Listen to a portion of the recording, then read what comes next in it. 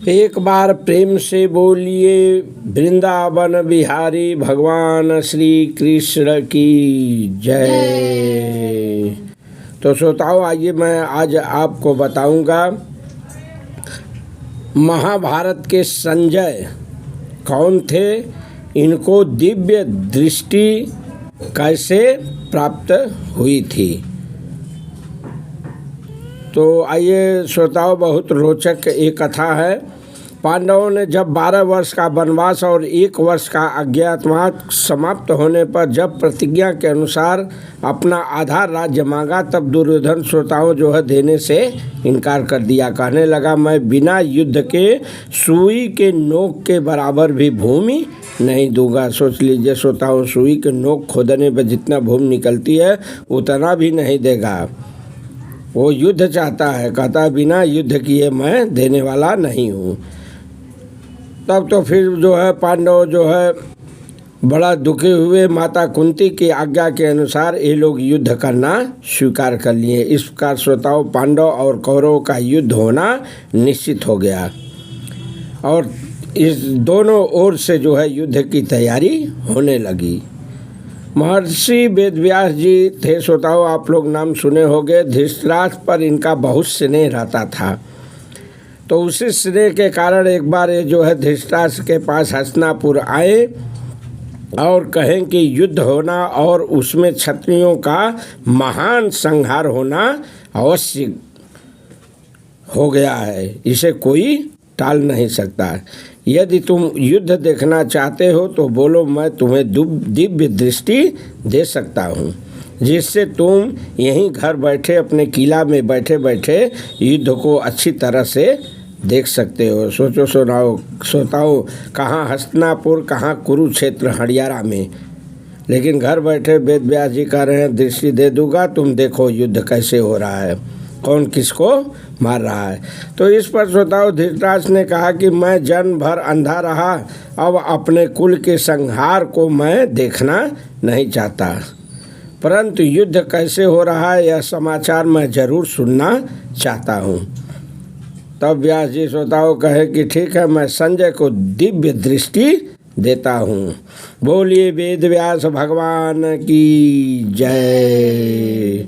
श्रोताओं, यही वेदव्यास है जो संजय को दिव्य दृष्टि दिए थे, जो कि हस्तिनापुर में बैठे बैठे किला के अंदर से सारा वहाँ का खेल देखते थे युद्ध भूमि का, और धृतराष्ट्र को बताते थे। तो श्रोताओं, इस तरह संपूर्ण युद्ध को, संपूर्ण घटनाओं को, सैनिकों के मन में आई हुई बातों को भी ये जान लेते थे। इतना प्रभाव वेदव्यास इनको दे दिए थे, इतनी शक्ति पावर दिए।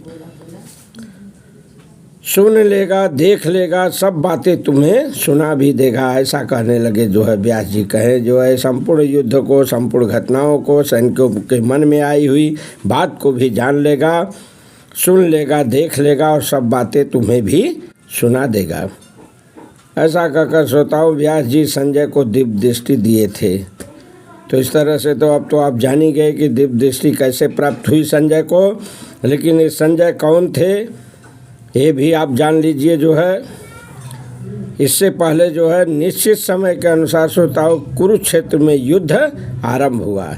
10 दिन तक श्रोताओं संजय भी युद्ध स्थल में रहे। उस समय जब पितामह भीष्म बाणों के द्वारा रथ से गिरा दिए गए, तब संजय हस्तिनापुर में जहाँ धृतराष्ट्र विराजमान थे वहाँ पर आए और धृतराष्ट्र को यह समाचार सुनाए हैं। इस समाचार को सुनकर श्रोताओं, धृतराष्ट्र बहुत दुखी हुए, बहुत विलाप किए, बहुत कल्पे, बहुत रोए। फिर उन्होंने संजय से युद्ध का सारा वृत्तांत सुनाने के लिए कहने लगे। तो यही दिव्य दृष्टि के कारण संजय श्रोताओं सुनाते हैं, धृतराष्ट्र सुनते हैं। और आइए जानिए संजय कौन है। तो श्रोताओं, संजय का जन्म गवलगढ़ नामक सूत से हुआ था। ध्यान देना श्रोताओं, गवलगढ़ नामक सूत से हुआ था। ये श्रोताओं मुनियों के समान ज्ञानी और धर्मात्मा थे।